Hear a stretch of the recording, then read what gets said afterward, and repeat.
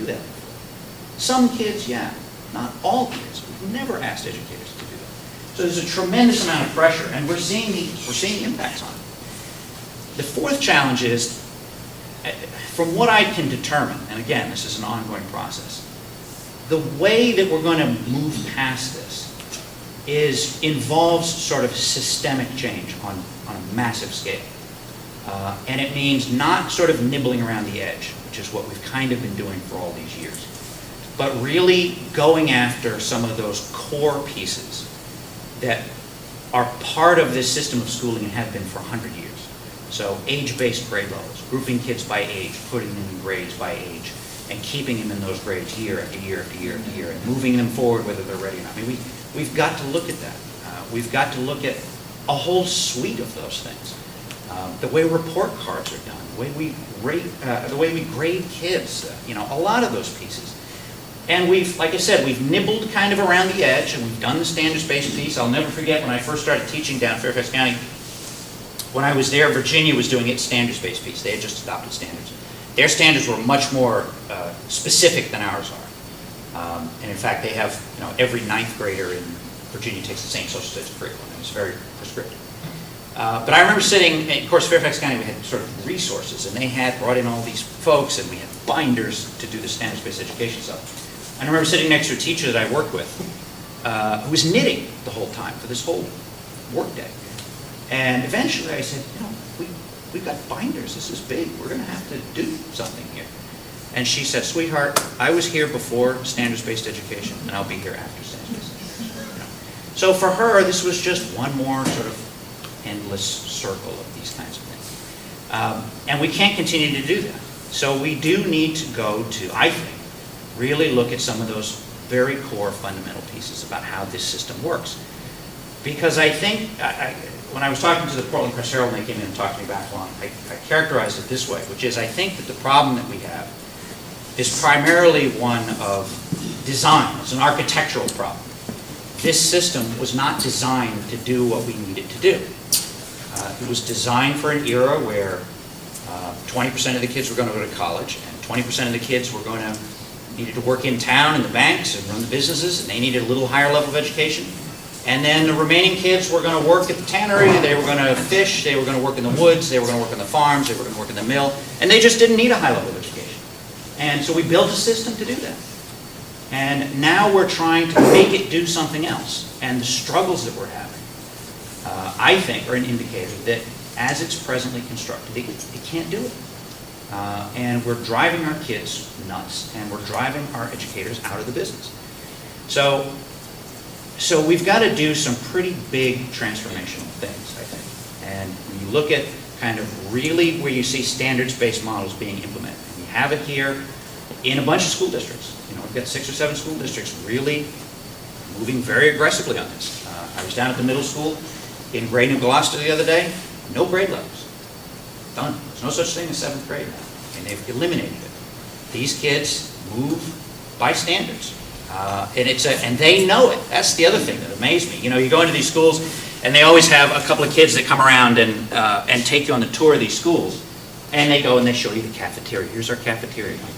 Okay, that's great. And then the gym, and then, But these 2 girls, I was down at Massabesic Middle School, where they're doing very much the same thing. And had 2 7th grade girls who were taking me around. And instead of taking me on the tour, they took me into just an office and sat me down, and got out their binders, and just walked me through how this standards-based system works. Here's the standard. Here's how I need to demonstrate mastery of the standard. Here's what I'm working on. Here's my project to meet this standard. Here's the indicators that I have mastery. I mean, their literacy around the kind of edu-speak that we use is amazing. And of course, they were good because they stopped every once in a while. Do you have any questions? Do you have any questions? Because they didn't want to get ahead of me with this. And it was, and they got it. They understood that they were obligated to demonstrate that they had mastered this standard, and they were given some ownership over how they did that. And sure enough, when we got into actual classrooms, kids are just working away. And teachers are walking around, looking over shoulders and answering questions. But the kids are all working independently, they're all working on different projects. This kid's on math, this kid's here, and this kid's here, and they're just all over the place doing all kinds of things. And that was middle school, and I said, well, yeah, I could see how you could make that work in middle school. But then when I was in Shelley Moody's class the other day, the teacher of the year, who has a mixed third-fourth, like a looping third-fourth that she has, those kids were doing the same thing, these little guys. And they also could talk about proficiency and standards and all of that kind of stuff. So it can be done, but the challenge, and I think this is probably the last challenge I'll leave you with before I take some feedback from you, is that there isn't any more money. There's no more money. So there's no more money in Augusta, correct, Senator, Representative? There isn't a lot more money around here. There's not a lot of money for property taxpayers. So if we're going to pull off this kind of transition, where we really do move to a new kind of model of education that's really student-focused, that really builds student ownership, it's really based on meeting standards and meeting kids where they are, we're going to have to do it within existing resources. And we're going to have to do it while we're still operating schools. So it's the whole rebuilding the airplane while we're flying it kind of thing. So the challenge for us at the state level is, how do we make this, how do we do this? And what kind of things can we provide, what kind of help can we provide, what kind of guidance, what's the role for the Department of Education in this process? And of course, depending on who I'm talking to, I get different answers to that question. Some folks say, well, we need the department to be an active partner, we need you to help us provide resources, you can access resources that we can't access, you can help us share, you can be a facilitator, you can be a clearinghouse. I have other people that say we would prefer the department go away and just leave us alone, send us a check, and otherwise leave us alone. So there's a spectrum there, obviously. So really, as we look forward, we're coming out of the legislative session, got a few more bills that the committee's dealing with, but we'll be done that by the end of the week, God willing, and then we will have some time in the department to sort of step back and think about how we move forward and what those pieces are. I had a good talk with our curriculum folks yesterday, Dave, I don't know, Dave's blending, I think it was yesterday, about what can we do to try and build our own capacity as a department to get out and facilitate and help and provide resources. And we're looking at things like revamping our website, which is atrocious, and making it so it's more useful, has a lot of resources that districts can access. Figuring out ways that we can redo some things that we're doing to free up some resources to get into the field a little bit more and help people out. We, of course, are under federal jurisdiction as well. We have No Child Left Behind. We've got to comply. Half the people who work for the Department of Education, 70 people out of 140 some, are federally funded. And they're doing working in federal programs, and they're doing federal reporting and federal compliance. And that's what they do, half the people. And that side of the shop has actually increased over the years because the requirements placed on the department in terms of reporting have continued to climb. And I don't need to tell the superintendents and the building principals here about the kind of paperwork burdens and the reporting requirements and the tracking of the dollars and the stimulus funding and how you had to track each one of those dollars. And, that's how it's going to be from now on.